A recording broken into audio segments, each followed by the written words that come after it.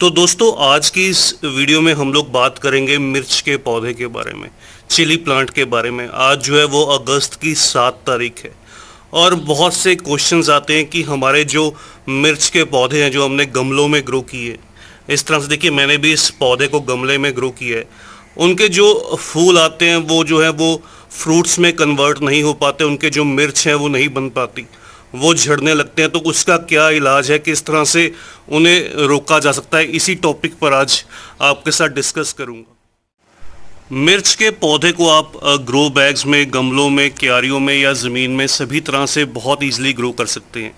इन पौधों को ग्रो करने के लिए, सीड से ग्रो करने के लिए सबसे जो बेस्ट टाइम रहता है वो समर की स्टार्टिंग का समय रहता है। जब बिल्कुल गर्मी की शुरुआत होती है उस समय आप मिर्च के पौधे को उस बीज से ग्रो कीजिए।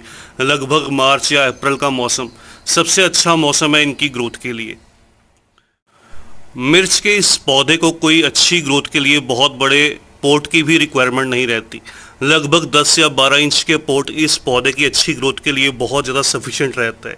इस पौधे को भी मैंने अपने इस मिट्टी के 10 इंच के गमले में ग्रो किया था। ये जो पौधा है मैंने बीज से तैयार किया था। बीज से तैयार करना इन पौधों को बहुत ज़्यादा आसान रहता है। आप मार्च या अप्रैल के मौसम में इनके बीजों को लगा दीजिए और लगभग 2 से 3 महीने के समय में इनके ऊपर जो फ्रूट्स हैं वो बनना स्टार्ट हो जाते हैं। बहुत से इस तरह के क्वेश्चंस जो हैं वो निकल कर आते हैं कि हमारे जो मिर्च के पौधे हैं इनके ऊपर फूल नहीं बनते। तो फूल ना बनने का सबसे जो मेजर रीज़न रहता है, जो मुख्य कारण रहता है, वो कह सकते हैं कि धूप की कमी। ये ऐसे पौधे हैं दोस्तों, जितने भी आप फ्रूट्स के या वेजिटेबल्स के प्लांट्स ग्रो करते हैं, इन सभी पौधों को तेज़ धूप चाहिए होती है। आप जब तक अपने मिर्च के पौधे को तेज़ धूप में, जहाँ पर लगभग 6 से 8 घंटे की डायरेक्ट सनलाइट इन पौधों को नहीं मिलेगी, उस कंडीशन में अच्छे से ये फ्लावरिंग नहीं करेंगे। या फिर अगर आप बहुत ही हल्की क्वालिटी के कोई सीड्स इनके ग्रो कर देंगे तो उस रीज़न से भी कई बार जो मिर्च के पौधे हैं वो फ्लावर्स प्रोड्यूस नहीं करते। अब बात करते हैं जो हमारे पौधों पर फूल खिलते हैं, फूल खिलने के बाद फूल जो हैं वो झड़ने लगते हैं, उसका क्या रीज़न रहता है, किस कारण से ऐसा होता है। ये एक बहुत कॉमन प्रॉब्लम है, सभी के पौधों में ये अक्सर देखी जाती है।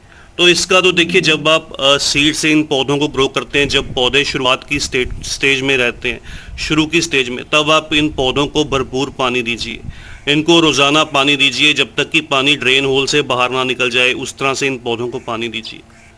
दूसरी बात, इन पौधों के लिए जब भी आप मिट्टी तैयार कीजिए वो बहुत ज़्यादा पोरस और वेल ड्रेन्ड रहनी चाहिए, जिसमें आप एक हिस्सा खाद का, एक हिस्सा मिट्टी और एक हिस्सा जो है वो बजरी का यूज़ कीजिए। खाद का प्रयोग आप एक हिस्से से थोड़ा सा ज़्यादा भी कर सकते हैं। इन पौधों की अच्छी ग्रोथ के लिए मैं जो यूज़ करता हूँ वो काउडंग कंपोस्ट का यूज़ करता हूँ। जो पुरानी सड़ी हुई गोबर की खाद रहती है, उनका जो रिज़ल्ट है इन पौधों पर बहुत अच्छा निकल कर आता है। फिर जैसे जैसे आपका पौधा मैच्योर होने लगे, उस पर अगर मल्टीपल ब्रांचेस नहीं निकल रही हैं तो आप उन पौधों की पिंचिंग कर सकते हैं। उन पौधों की टिप्स से पिंचिंग कीजिए ताकि उनके ऊपर मल्टीपल ब्रांचेस निकल कर आएँ और वो घना बनता जाए। जितना घना पौधा रहेगा उतनी ज़्यादा वो फ्लावर्स प्रोड्यूस करेगा। और जैसे ही आपके पौधे पर इस तरह से देखिए छोटे छोटे साइज़ में फूल आना स्टार्ट हो तो आप इनको पानी देना कम कर दीजिए। ये एक बहुत इंपॉर्टेंट स्टेप है पौधे की अच्छी ग्रोथ के लिए और फ्लावर्स को फ्रूट्स में कन्वर्ट करने के लिए। देखिए, अगर आप मेरे गमले की भी मिट्टी देखेंगे, इस समय बिल्कुल आपको ड्राई मिट्टी नज़र आएगी, बिल्कुल सूखी हुई मिट्टी है। इस पौधे को मैं दिन में एक ही बार पानी देता हूँ, वो भी तब देता हूँ जब इसकी मिट्टी बिल्कुल सूख जाती है।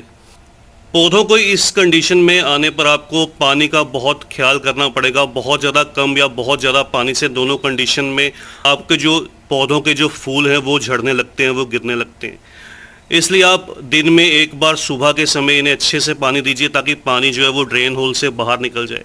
उसके बाद दोबारा पानी तभी दीजिए जब मिट्टी ऊपर से पूरी तरह से 2 इंच तक ड्राई दिखे।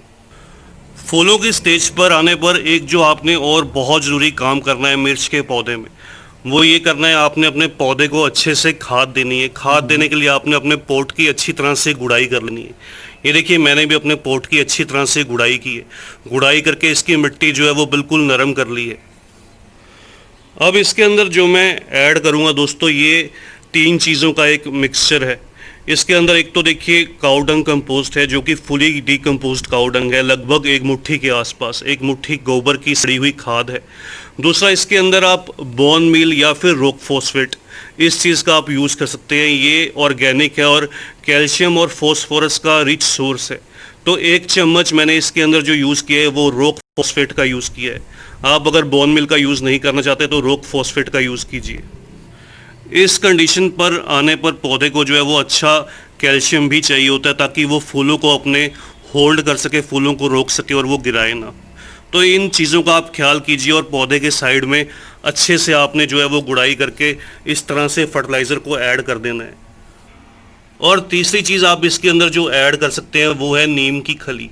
नीम की खली भी जो है वो पौधे को फंगस से या कई तरह के कीड़ों से बचाती है। तो इन 3 चीज़ों का आप प्रयोग इस समय पर ज़रूर कीजिए। तो बस इसके बाद हमें पौधे को अच्छी तरह से पानी दे देना है और पौधे को वहीं पर प्लेस कर देना है जहाँ पर इसे लगभग 6 से 8 घंटे की डायरेक्ट सनलाइट मिले। तो यही इस पौधे की जो देखभाल है और किस तरह से आप इसके फूल को झड़ने से रोक सकते हैं, यही इसकी केयर थी। फिर किस दिन मिलते हैं किसी और नए टॉपिक के साथ, किसी और नई वीडियो के साथ। तब तक के लिए bye, happy gardening, take care.